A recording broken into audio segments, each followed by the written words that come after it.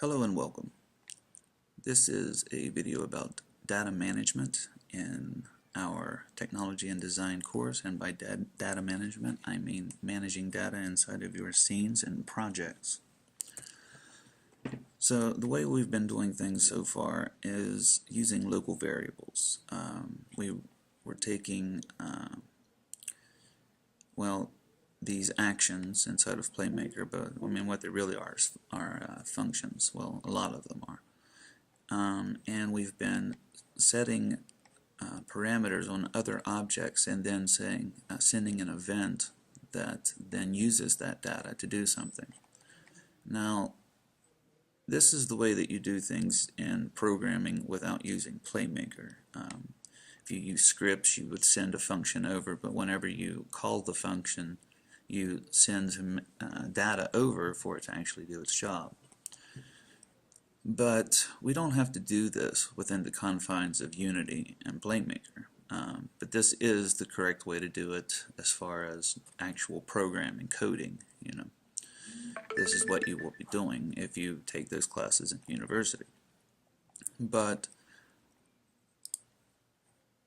it's easier to understand and manage that for programmers, okay? But it's easier to understand and manage with the local variables. And it's the thing to remember here is that the data is not going to propagate between scenes. So you can't carry data over from one scene to the other using this. In normal programming circumstances, you would use what's known as a game manager, which we'll get to in a moment. So we're going to look at two different techniques for data storage depending on your needs. We may need either a combination of the two of them or just one of them.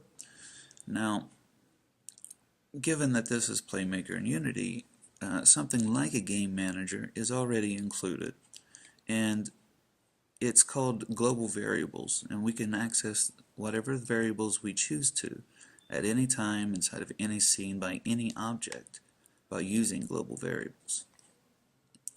The second one we're going to look at is PlayerPrefs. PlayerPrefs kind of goes hand in hand with global variables, and this is how you save data between sessions. So if you close the game and then want to load it up again later, you would actually store that data inside of PlayerPrefs. Okay, and PlayerPrefs exists on all devices. You save inside of an iPhone, save inside of an Android, and it's the Unity's way of carrying data over from one session to the other. But PlayerPrefs exists. Well, never mind. All right. So anyway, this is how we're going to take information from one scene to the other. Okay. So let's take a look at the way we have been doing things. So for object 1, let's say he wanted to send some data over to this guy. He wanted this guy to do something based on whatever information he has. He wants to send it over and then say, I want you to do something with it. So we did something like on collision event, whatever. You would set the FSM float for one of the variables on object 2 and then send an event to object 2 saying, hey, this is some information, now do this with it. Okay? So we would say take this variable, store it over into the variable of the other object. Okay, now then this other object would do something, blah blah blah blah, and then he would also send some information to another object. Okay, update health, etc., and so on. Now you could have this one object do a lot of these different things, but that can cause problems too. But it just depends. If this up here is actually your game manager, that's okay. You can actually say delegate this, delegate that. You don't want one object doing all of the code though, because that's going to cause problems later, because you have to keep in mind that functions on one object need to complete before they can go and call a function on another object. But that's going beyond the scope of this course. Just don't put all of your logic on one object. Just don't do it. Alright, so the way we're going to do it now is like so. So we have the one object here. He still has a variable that determines whatever he is, so this is some data that he needs to be able to tell the other objects so they can do their job, and it's only about him. So if we have a collision event, instead of using set FSM float, we use set float. This will let you choose a global variable. You do whatever math that you need to, and compare global health. If it's 0, send another event, so that was die or whatever it was. We can tell this object to kill the other one. We can organize our actions a little bit differently. But the global variables over here are where we're going to store a lot of this information. And what happens is things like current health and damage amount would be something like how much attack power the player has, how much damage he does every time he hits an enemy or whatever. But it can be any number of things, right? This is a very simple example. So what we can do is when the player hits the object, he does his health damage or whatever, but instead of using the local variables, he's using these global ones. Okay? So he's taking his current health and always storing it in the global variable. All the same functionality is here. The health bar changes, this object dies, or you could have any event called here. That interaction still takes place here. But things that we want carried over to the scene, well, that logic's going to happen over here in the global variables. We just use these globals.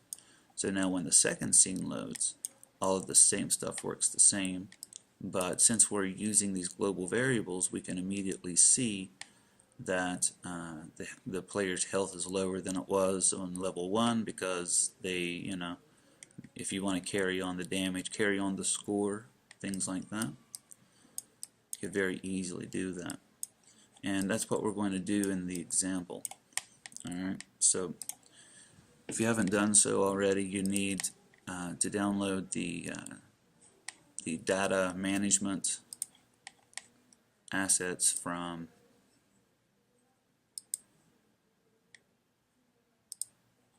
so you need to go to the wiki .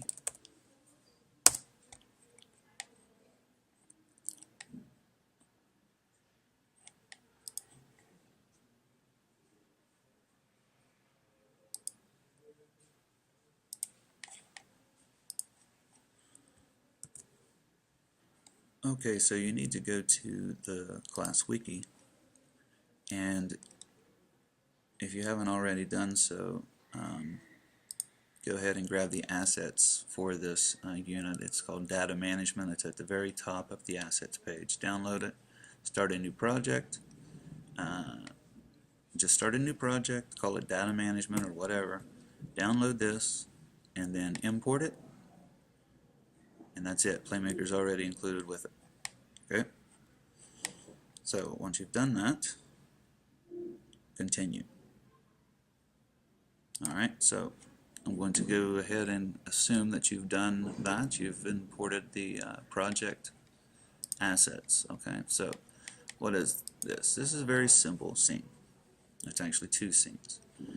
We have some buttons set up with our old way of doing things. We can add to the score, we can subtract from the score. If we load the next scene, it's not even working apparently.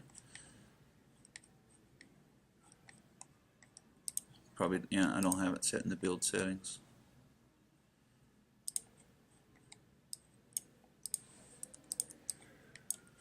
I make that same oversight almost every time. Alright, so if I hit play and then I load the next scene, the data does not carry over.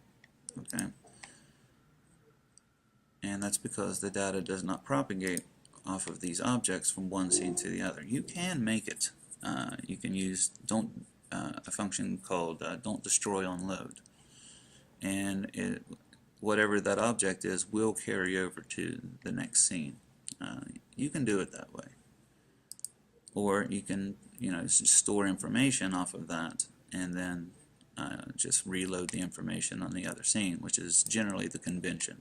Alright. But if you choose to do it the other way, that's fine. Alright, so if we look at what these do,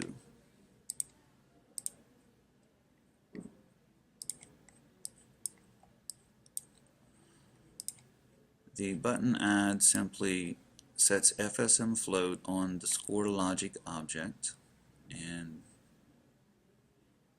well, that's the digits here. Sorry, not the score logic object. That's the name of the FSM on score digits. So it goes over here and sets a variable there called points parameter and sets it to 100.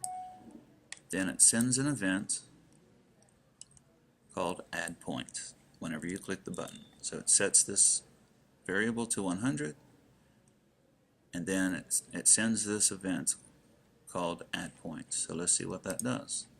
We go over to digits, add points is the event, and it takes a variable called current score and adds points parameter to it. So this is the variable that we sent that information over. We take it and add it to something called current score, and these are local variables. Current score is defaulted to 0, so it takes 100, adds it to, it takes 0 and adds 100. Okay? And after it does that, it just takes whatever that float is here, converts it to a string so that it can then display it on the screen. That's it. Subpoints does the same thing. It just subtracts them. Okay? Alright, so what we want to do is set this up to use global variables. Very simple to do. We go over to variables, and we have this button called global variables. Click that, and you already have one called points change. We can repurpose it, but you can see that if you have a global variable, it can be anything you want. You can store objects, you can store vector 3s, you can store bools, whatever you need to store to carry over to the next scene, you can do that here. Alright, so points change is float. Yes. Alright. And we're also going to make, well, if we're just saving points, no, we need to do it the right way. Alright, so we're also going to make points string. Okay? And we're going to make points total. Point string is going to be a string. Alright, so we're going to use these three variables. The points total is going to be our total points. Points change is going to be the points that we want to change off of this or onto this. And string is going to be what we display on the screen. We don't necessarily need all of these. Really, the only one that we really need is probably the total. But we'll just go ahead and keep these two.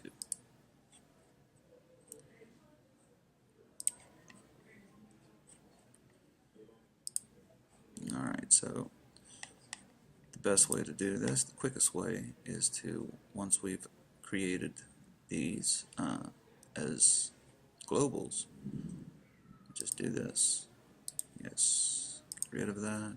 Yes, get rid of that. Yes, get rid of that.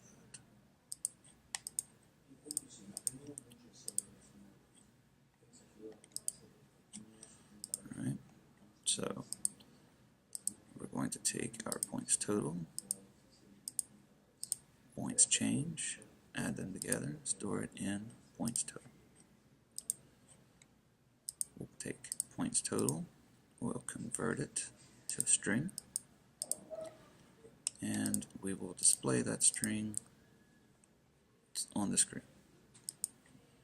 On sub, we'll take our points total, subtract the points change, store that in points total. That's it for that.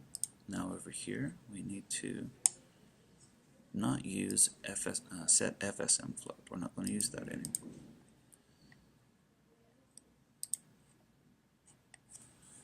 now we're going to use set float value. And we will choose our points change. We'll set that to 100. Okay, and we still need to send the event to the score logic that says add points. Button subtract, same thing. Go ahead and just grab this, go rid of button subtract, get rid of this float. Don't even really need it, get rid of it.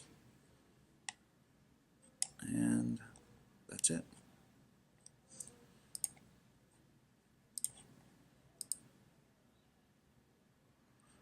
Now, it's still not going to display on the next screen, but we can go ahead and watch on Playmaker and see what this value is. So we'll have Playmaker running. Let's go ahead and click the buttons a few times, and then let's go into our variables and see what the variables are. Alright, so right now points total is 500. We can say that is the score. Okay, now if I load the next scene, you can see now that the score is back to 0. But if I go and look inside of my variables, points total is still 500. So the data has propagated over to the next scene. It's just that we haven't indicated to use this. Alright? So first of all, the changes that we made to this scene, we should probably make them to the next scene. Easiest way to do that is to get rid of our old second scene, duplicate this one, and there we go. And we're going to load basic data 2. Actually, well, wait, I don't think I saved that. Alright, so now I can duplicate this.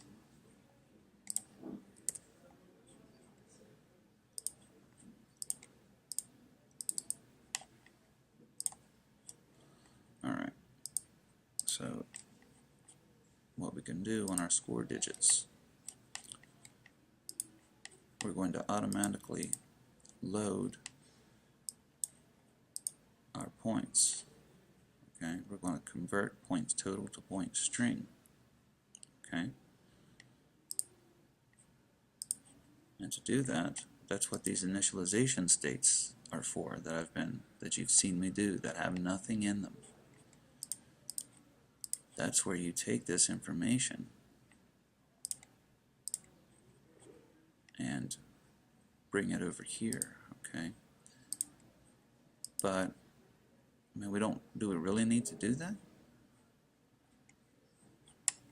Because I mean, we could just set this as the start state. So this is our initialization, that it automatically converts that float to string and then goes to the listener.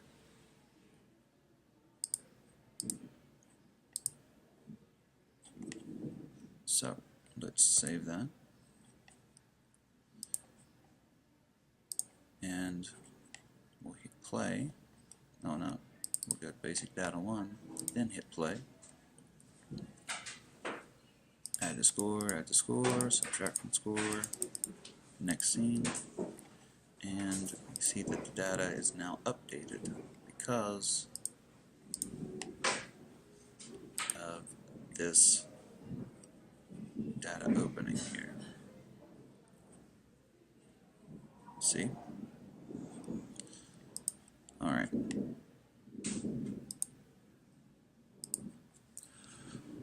So the next thing we're going to look at is between sessions. If I hit play again, you can immediately see that it's back to 0. And just to double check and verify, let's look at the variables and see that point string is nothing and points total is nothing. So what do we need to do here? Well, like scene 2, we need to automatically bring some information in from the previous session, okay? Whenever the game was closed or the app was closed and then reopened again, was there any data that got saved over for the next session? No. There was nothing that got saved over, only between scenes or inside of the scenes themselves. We need a place to store that information again, okay? And that place is called PlayerPrefs. And it's really simple to set this up. It's just making another variable. That's all it is. So let's go ahead and go inside of the digits. And in the initialization here, let's do this. Let's get player. Okay. PlayerPrefs get float, int, or string. So these are the things that you can save. You can't save over game objects and all of that stuff, but you can save over this kind of information. So let's use PlayerPrefs get float. Okay, and you can see that you can add more than one float here. So like if you have multiple floats, you can set this number to 3 or whatever, and you can set more than one. Now you can do multiple just PlayerPrefs get floats, but you don't really need to do that. So I'm just going to make one, and key is where you give a name to your variable that you're going to create, the float that you're going to create. And what we're going to do is say total score, or we can say player score, and we're going to store that inside of points total. Okay.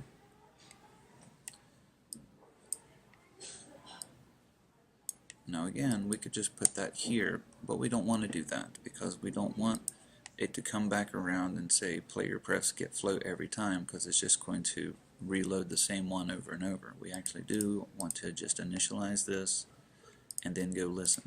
Okay. We still do need to go here though immediately. So what we'll do is we'll just do this. So it'll do this once, then it'll go and take that and convert it to a string and put it on the screen, but then it'll go to the listener. So this will only get ran once, but this will keep happening. Okay. Let's go ahead and save that. Now it's not actually going to pull anything because this player score, we're not actually saving anything in it at any point, so it's just going to get a 0 every time right now. So what we want to do is, there's a couple ways we could do this. We could just, every time we click next scene, we could immediately use set float. But well, for this level, I guess that's pretty much the best way to do it. But for the next one, it's not. All right. Well, let's see. So before we load the level,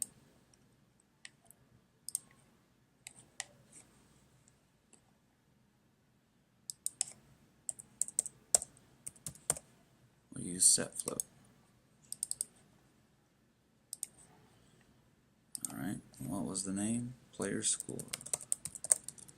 And we're going to set that to the points total.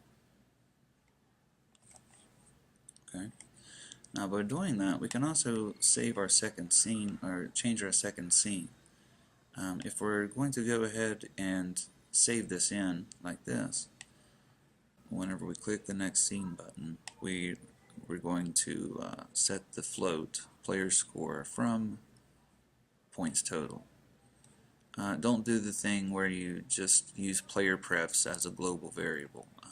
I think it's breaking a couple of code of conduct things that they don't really want you to do when you're publishing apps on Apple. There's this big sheet that they make you sign that you've seen talking about the things that they expect from the apps, and whenever you submit them, if you don't follow the rules, they'll actually reject it and say, no, sorry, you have to do this. And accessing PlayerPrefs outside of anywhere except for like closing the app is generally frowned upon and against that code, from my understanding, unless they've changed it. It used to be that way. So let's just go with that's something that was asinine. I'm sure there's a reason for it, but I don't know what it is, that they don't want you to do this. But we're going to follow the rules. So we're going to, whenever we hit the next scene button, just go ahead and set the float, and then get the float again when we load the scene again. Okay. So we'll save that, and the score digits at the beginning gets that float, displays it to the screen, then goes to listen for any changes on that scene.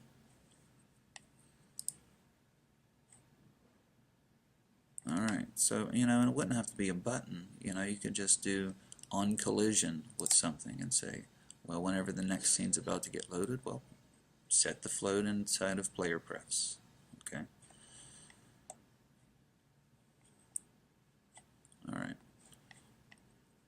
Let's go over here. Delete that. Oh, no. Delete. Now duplicate. Alright, so let's try this out. Alright, so add the score, subtract from score. These things work.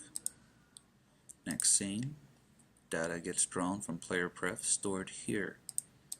Add the score, subtract from score. Stop the game. Load the game.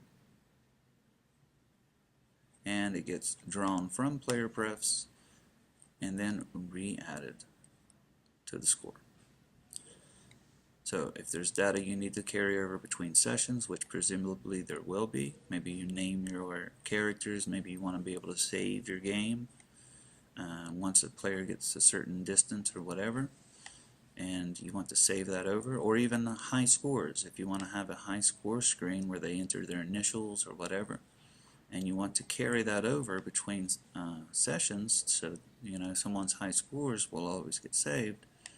This is the way you would do that. You would use PlayerPrefs. Alright, the thing to keep in mind is if you want to reset this kind of, where you have this data saved and delete this information, you need to make that functionality as well. And maybe we have a button here. Whoa, that's not what I'm That's stupid. Alright. So this other button, I'm just going to move it over here. And it doesn't really matter what it says. And the only thing I'm going to do here is set PlayerPrefs to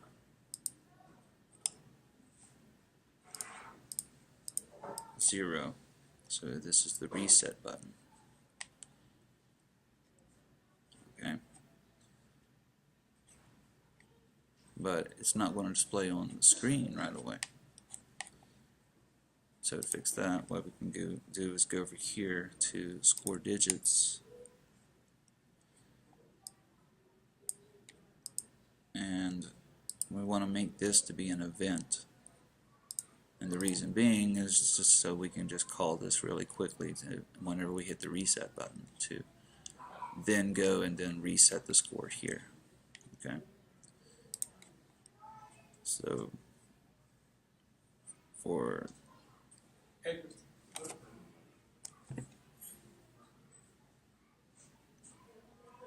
Alright, so for this one, we we don't want to load level with this. We want to send an event. Sorry, people coming in here and getting me distracted.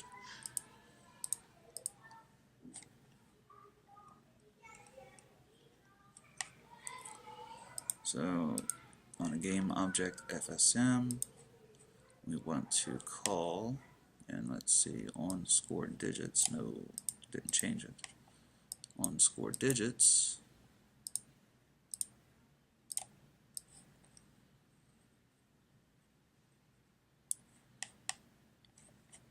we want to call an event. Now we didn't make the event, so let's go over here, make one, call it reset, and then we'll add that global transition of reset. Make sure we set it to be a global transition. So now we can call this function that just takes whatever the points total is and immediately displays it on the screen, which that's always useful to be able to do too. So we have our send event, score logic, send that after we set this to 0, hit play, and now dun, dun, dun, and then we reset. Ooh, you're not working. Let's see, score digits.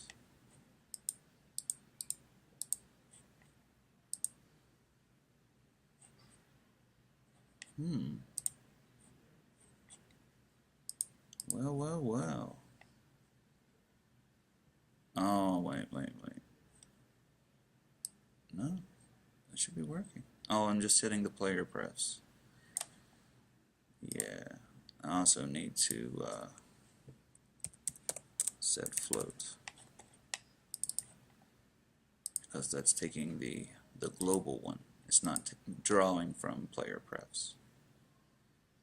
So I could either do this, to where I take points total, set it to 0 as well, or I could go over here and instead of making this one to be reset, actually make the get float to be the reset one as well. Oh, wait. Global transition, reset. Get rid of this one. And either way would work.